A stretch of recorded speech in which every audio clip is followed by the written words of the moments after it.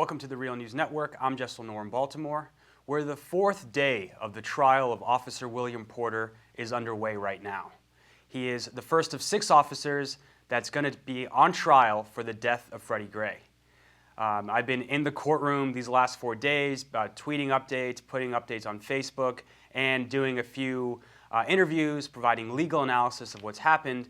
But the events of today would make it necessary for us to also get an officer's perspective, because the 2 defense witnesses today and one from yesterday both spoke about policy in the police department, and specific policy as far as medical care and the seat belting of passengers. And this is critical because these are the 2 main points the prosecution is trying to make, that William Porter, the officer on trial, it was his responsibility to provide medical care for Freddie Gray and to ensure that he was seatbelted in the van.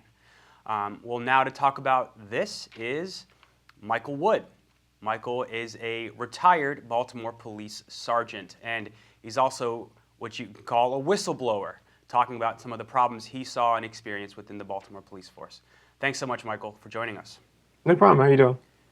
Well, I'm doing well, and it was a very interesting day in the courthouse. I'm just going to take a look at my notes, and so the first 2 witnesses the prosecution presented yesterday and today were 2 people that trained Officer William Porter in the academy.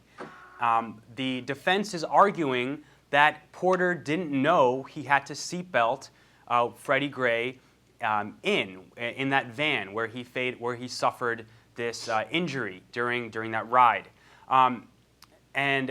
So what's your response to that? It's a really hard argument that they're going to make, because it's Maryland law that we seatbelt everybody in. In the promotional guide that I wrote in 2010, I state in there that everyone that we put in a car must be seat buckled. Officer Bielheimer testified today. And he's right. This is something that's basics. It's of course they're seatbelted in. I never thought otherwise. The problem is that it is common for people to obviously not be seatbelted. I didn't see it a lot, but the evidence is blatantly obvious that it's common. So maybe, if that's the norm, then I understand how psychologically he can think that that's just the norm, but that doesn't make it acceptable. Right. In the opening argument, the defense said they're going to have a witness that, they're going to present a witness who's a police officer who's made something like 2,000 arrests, and he can count the amount of times he buckled a suspect in on his hand, just a handful of times out of those thousands, and that's part of their defense. Yeah, which is really odd, because then he is testifying to systemic policy violation, because that is the policy. He is confessing to common violations of the law on a routine basis, and he's testifying that his supervision let this all go and that everyone around him did nothing about it. I don't know why people would call me a whistleblower. That's a whistleblower right there, if that's what we're truly talking about that he's confessing to. And so the third witness, second today, Martin Bartness, he's the police commissioner's chief of staff, and he was responsible for sending out the general orders. And one was actually sent out, it was written on April 3rd, and it was sent out on April 9th. And one of those general orders sent out on April 9th had to do with seatbelting in suspects in the car.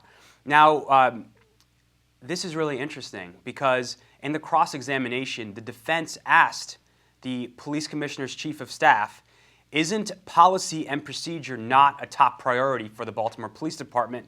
Isn't your priority catching bad guys? Well, the priority is accumulating stats and whatever metrics they choose to fill those stats. And currently it's arrests and it's citation and it's to keep crime numbers down. That's what they're shooting for. Policy and procedure, it's not top, because it's impossible. I've talked about this many times before. To be a successful supervisor in the Baltimore Police Department, what you have to do is correctly guess which rules you have to violate that day and won't get caught for it. That's the only way that you can actually get through your day, because the words themselves, they conflict with one another, and there's too many expectations where you have to do something in a proper way, but nobody in command is supporting that those things get done in that slow, tedious, maybe way that it needs to be proper. And that's exactly what the defense's argument again was today in cross-examination. Because this general order that Porter got on April 9th. Remember, Freddie Gray was arrested on April 12th, just 3 days later. It was it was in an email that was 80 pages long. That general order was, and it was among thousands of pages of emails that he got, within that 1 month span around Freddie Gray's death. And so basically, the defense is arguing the police department was incompetent, like they weren't able to properly inform the police officers of these procedures and what the policies are and the general orders, which are law. All right, don't be fooled. No officer out there can do that job the way the general orders are written now. They simply can't. So where do you draw that blame? It's the command that's not letting them doing it and not providing the support. I understand that the officers are the ones that's out there doing it and they can't skirt the responsibility, but while they're the example, the eyes need to be looking a lot higher up because they're not getting the support and the resources needed to do this. Now, for a seatbelt violation, no commander is saying, hey, don't take the time to put a seatbelt on. That's not occurring, but for your more complex things. And so, does that make this an effective argument for the defense? That what you were saying? Do you think this might help sway the jury? I don't think it's an effective defense. I don't know how that's going to affect the jury, but it's like that ignorance to the law thing.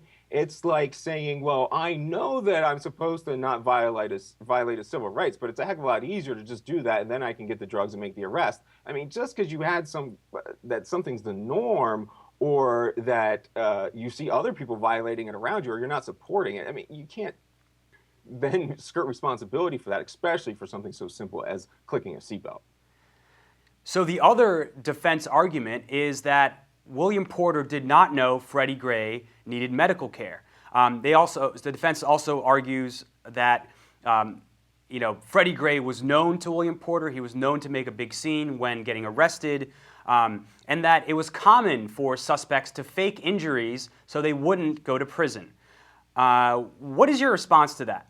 Right, it is common, but so in policing right now, when we see Tamir Rice get shot and we see Laquan McDonald get shot, no one's rendering aid. We have this thing where the police don't render the aid, and that seems really weird to me. I don't understand where this comes from, and especially in this case where you're saying it's just procedural. So yes, people do that all the time, but so what?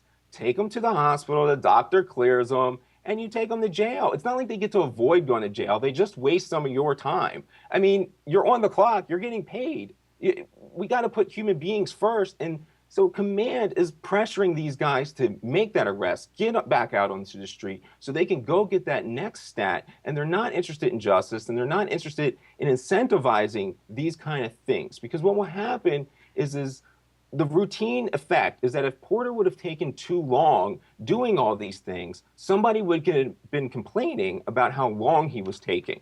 So there's just hurry up and take shortcut things because proper procedures for justice aren't being supported by command and by resources.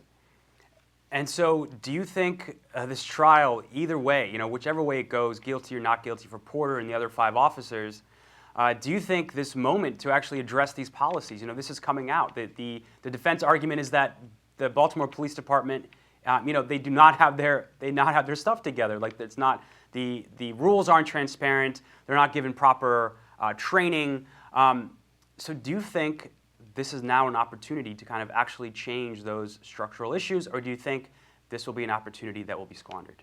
It's going to, I think it's probably going to be squandered as far as Baltimore is concerned, at least for the immediate future. I mean, we thought we would have gotten some resources together when we had an academy instructor shoot a trainee at the academy and training would have stepped up. You think somebody would have focused then, but we have the same people in charge that were making the decisions involved in that. It's just, I don't know. It's policing is stuck in not opening their eyes and seeing the necessary change. So this is another example of it, yes, and we'll get some more attention on this, yes.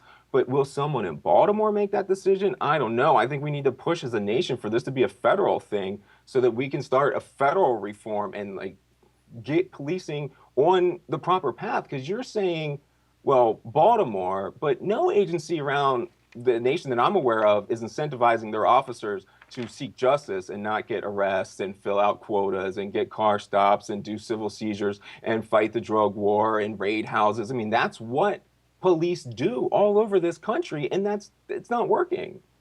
Michael Wood, thanks so much for joining us. Oh, thank you for having me.